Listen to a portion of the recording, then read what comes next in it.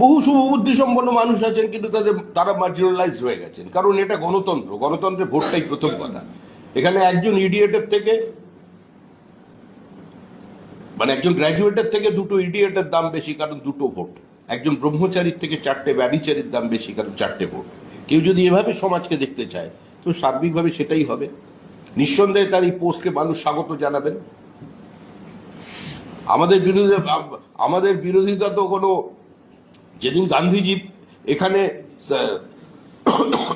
খিলাফত আন্দোলনকে ভারতের জাতীয় আন্দোলনের সঙ্গে যুক্ত করেছিলেন, একমাত্র কংগ্রেস বাঙালি নেতার প্রতিবাদ করেছিলেন, তার নাম কাজী নজরুল ইসলাম। এবং তিনি বলেছিলেন যে এই খিলাফত আন্দোলনকে ভারতবর্ষের জাতীয় আন্দোলনের সঙ্গে যুক্ত করে আমরা ভারতের জাতীয় জনজীবনের যে রাজনীতি, সেখানে আমরা চিরকালের জন্য আমরা একটা বিভাজনকে বা একটা সাম্প্রদায়িকতাকে প্রতিষ্ঠা দিলাম। সেদিন তার কথার মূল্য কেউ দেয়নি। শ্রমিকদা, ববি হাকিমের এই বক্তব্যতে আপনাদের কি মনে হচ্ছে? এবার কি গ্রেটার বাংলাদেশের দিকে? না, আমরা তো পরিষ্কার বলছি, এটা আন্তর্জাতিক চক্রান্ত। যে স্বপ্ন সুরাবর্দী ছিল, সেই স্বপ্ন সুরাবর্দী সম্পূর্ণ করতে পারেনি, ওটা ফিরহাদ হাকিম সম্পূর্ণ করবেন। উনি প্রথমে নিজের অবস্থানের মিনি পাকিস্তানের বিবৃতি দিয়ে বলেছেন যে এটা অনেকটা এরকম ভাবে মানুষ বলে। দ্বিতীয়বারে উনি যখন বললেন, আমি তখন ভাবলাম যে হয়তো একটা পরিস্থিতির তাগিদে ওইরকম লোকজন বন্ধ ঘরের মধ্যে বলে ফেলেছিলেন। কিন্তু কাল ক্যাটাগরিক্যালি উনি যেটা বলেছেন, সেটাতে আমি আবার বলছি যে আমাদের পার্টির অবস্থান এক, যে হুমায়ুন কবির, সৈফুদ্দিন, আমাদের মাফ করবেন, সিদ্দিকুল্লাহ চৌধুরী এবং ফিরহাদ হাকিম যে কথা বলেছেন, এই কথাটা পরিকল্পিতভাবে বলা হচ্ছে, তৃণমূলের পক্ষ থেকে বলানো হচ্ছে কিনা আমার জানেনি। আমি আবেদন করছি তৃণমূল কংগ্রেসের সমস্ত নেতা এবং সমস্ত কর্মীদের কাছে, এমনকি স্বয়ং মুখ্যমন্ত্রী শ্রদ্ধেয় মমতা বন্দ্যোপাধ্যায়ের কাছে, যে যেদিন 40% হয়ে যাবে সেদিন মমতা বন্দ্যোপাধ্যায়ের ছবিগুলো কিন্তু এরা পার্টি অফিস থেকে টেনে নামিয়ে দেবে। এই দিকে এগোচ্ছে। সুতরাং চ্যালেঞ্জ এটা মুখ্যমন্ত্রীকেও করছেন। আমি জানি না এটা তৃণমূলের আভ্যন্তরীণ কি সমীকরণ আছে। ফিরহাদ হাকিম আজকে বলেছেন, আমি সেকুলার ছিলাম, সেকুলার আছি, সেকুলার থাকবো। এবং তার মেয়ে, তিনি ব্যাখ্যা দিয়ে বলেছেন, আমার বাবা সকলেই সমান, এইটুকুই বোঝাতে চেয়েছিলেন। আমরা এই প্রশ্নের কোনো উত্তর দিতে চাই না।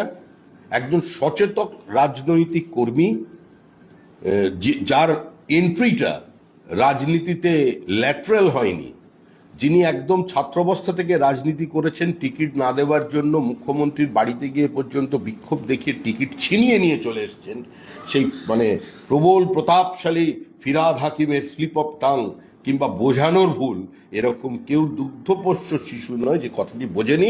উনি যেটা বুঝেছেন, উনি যেটা বলতে চেয়েছেন, সেটাই ওনার মনের কথা। উনি যেটা বলেছেন সেটা মস্তিষ্ক প্রসূত নয়, হৃদয় থেকে উৎসারিত। ইউনিসপন্থী নেতা আসাদুজ্জামান ফুয়াদ তিনি বলছেন, ইসকনের অশান্তির জন্য ভারতের তৎপরতা দায়ী। প্রায় 1,500 একরের ওখানে সব মৌলবাদী, অশিক্ষিত, মূর্খ সমস্ত লোকজন বসে আছে। কে কার পন্থী কেউ জানে না, কে চিটফান্ড মালিক পন্থী, কে বিএনএ পন্থী, কে আওয়ামী লীগ। ওরা দিনের শেষে সবাই মৌলবাদী। টোটাল তালিবানাইজেশন হয়ে গেছে। যে অত্যাচার আফগানিস্তানে পর্যন্ত হয়নি, সেই অত্যাচার আগে বাংলাদেশে হচ্ছে। আফগানিস্তানের অত্যাচার এই মাত্রায় পৌঁছয়নি। আফগানিস্তান কিছু সৌধকে দখল করেছিল। আফগানিস্তান কাউকে জোর করে হয়তো স্কুল থেকে সরিয়ে দিয়েছে, খেলার মাঠ বন্ধ করে দিয়েছে, মহিলাদের বাড়ি থেকে বেরোনো বন্ধ করে দিয়েছে, বোরখা পরিয়ে দিয়েছে। কিন্তু আফগানিস্তানে এইভাবে অন্য ধর্মাবলম্বীদের জোর করে তুলে নিয়ে গিয়ে বিয়ে, গণধর্ষণ, কিশোরীদের ধর্মান্তকরণ, তাদের কলমা পড়ানো, সমস্ত লাইব্রেরি ভেঙে দেওয়া, এই অত্যাচার আফগানিস্তানে হয়নি আজকে যেটা বাংলাদেশ দেখাচ্ছে।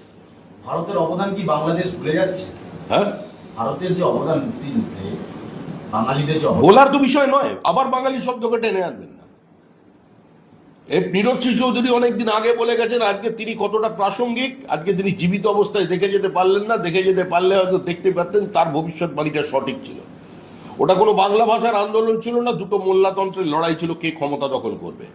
বাংলা ভাষাটা শুধুমাত্র একটা মৌখিক বলার জন্য, ওইটুকুনি ঠিক আছে।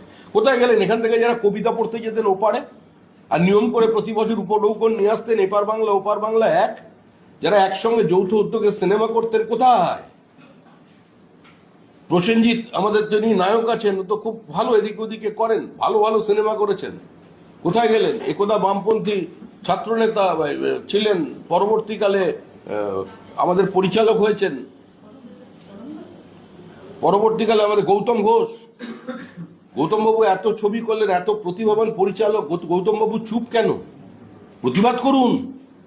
প্রতিবাদ কোথায় গেল? উনি তো বাংলাদেশের সঙ্গে যৌথ উদ্যোগে সিনেমা টিনেমা করেছেন অনেক। চঞ্চল চৌধুরী, এত পৃথিবী বিখ্যাত নাম চঞ্চল চৌধুরী, বাংলাদেশের হৃদয় সম্রাট। আমাদের এখানে এত ফলোয়ার, আজকে সম্পূর্ণ গৃহবন্দী, জীবন সংশয়ের অবস্থা।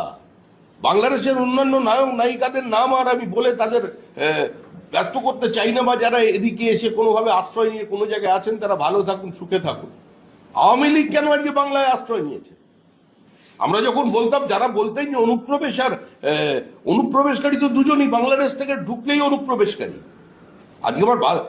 আজকে তো বোঝা যাচ্ছে কারা অনুপ্রবেশকারী। রোহিঙ্গাদের ডেকে এনেছিলেন শেখ হাসিনা, জবাবে কি বানিয়ে দিয়েছে কক্সবাজারকে। আরে ওপার বাংলায় তো কোনো মুসলমানের মেয়েকে জোর করে তুলে নিয়ে গিয়ে হিন্দু বানানো হচ্ছে না, তাদের মসজিদগুলো তো ভেঙে দেওয়া হচ্ছে না। তারা কেন এপার বাংলায় আসবে?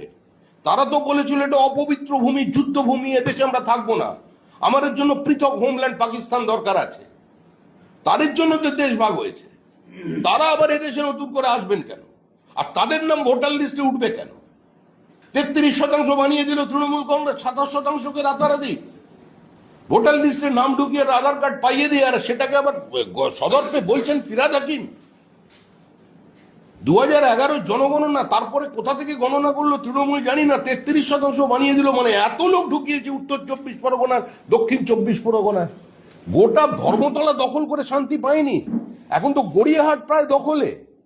এবার আমি সচেতন হতে বলছি, হাতিবাগানের দিকে, উত্তর কলকাতার দিকে হাত বাড়িয়েছে, সল্ট লেকে ঢুকেছে, এদিক থেকে এগিয়ে আসছে, আস্তে আস্তে সমস্ত জমি কিনছে গান পয়েন্টে। আপনারা যে কামদুনি বলছেন, কামদুনির পাশে গিয়ে কৃষকদের সঙ্গে কথা বলুন, কি অবস্থায় কৃষকরা আছে। যাদের থেকে জমি নিয়ে মাছ চাষ করা হয় তারা নিয়মিত খাজনা পায় না। শুধু সন্দেশখালীর অত্যাচারের কথা মানুষ জেনেছে, সন্দেশখালীর বিভিন্ন ধরনের পোস্ট, কাউন্টার পোস্ট হয়েছে, আমি সেই বিতর্কে ঢুকতে চাই না।